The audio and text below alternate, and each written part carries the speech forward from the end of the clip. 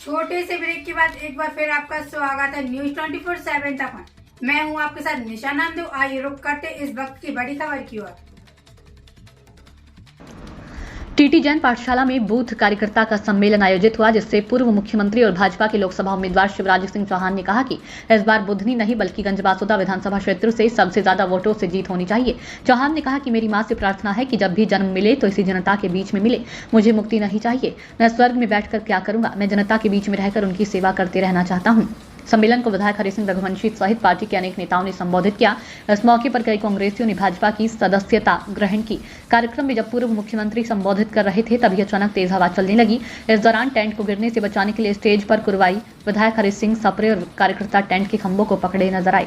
कार्यक्रम का संचालन पूर्व जिला सहकारी बैंक के अध्यक्ष श्याम सुंदर शर्मा ने किया। इस मौके पर प्रभारी योगेंद्र सिंह सोलंकी, पूर्व संसदीय सचिव अजय सिंह रघुवंशी, मनोज कटारे सहित अनेक भाजपा नेता और कार्यकर्ता बड़ी संख्या में मौजूद रहे।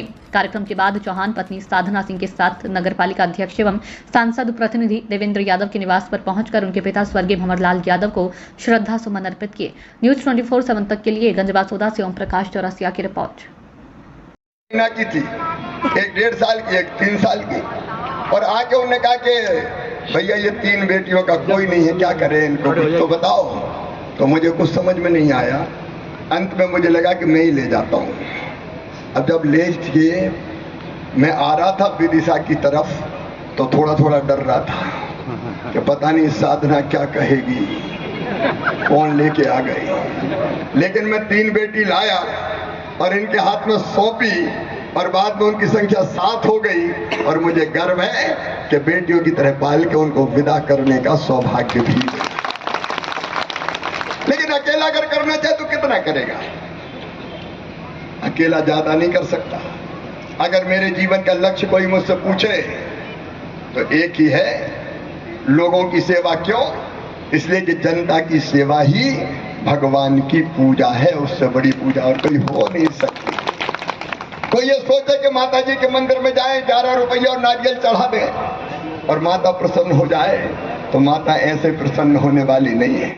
है कभी कोई नेता को मैंने धोखा करते नहीं देखा। हम पर लोग तो आते थे, रेस्ट हाउस में बैठ के बैठक करके चले जाते थे। माननीय भाई साहब जब से हमारे क्षेत्र में सांसद के रूप में आए हैं, उन्होंने पैदल तो पैदल ठीक है, कहीं साइकिल यात्रा, कोई नेपाल जुलूस के माध्यम से, कोई पद यात्रा के माध्यम से गाँव को छाना है। उसके बाद भाई साहब नए मुख्यमंत्री बने, जो बातें वे कहा करते थे अपने भाषणों में सांसद के रूप में, एक एक बात उनकी बचने के लिए सारे काम कार्यक्रम में दिखाया। हमारा मध्य प्रदेश एक जमाने में बहुत ही पिछड़ा राज्यों में गिनती होती थी। और तो और सड़कों पर लोग चलते थे तो गुजरात की तरफ पे आते थे और गाड़ी में सो रहे हों, नींद खुल जाए, उनका कहना था मध्य प्रदेश में प्रवेश कर रहे अपन। आज बात तो अपने मध्य प्रदेश में चारों तरफ विकास की बात करें, अपन जन कल्याणकारी योजनाओं की बात करें, बहुत चीजें अभी है काम आप लोगों को बताने के बीच में। लेकिन मैं आप सबके बीच में जमलाना बनते हुए एक बार आप सबसे अनुरोध करता हूँ, आग्रह करता हूँ, माननीय भाई साहब का कार्यकर्ता सम्मेलन में बहुत जोरदार ताली बजा के स्वागत करें। बहुत बहुत धन्यवाद।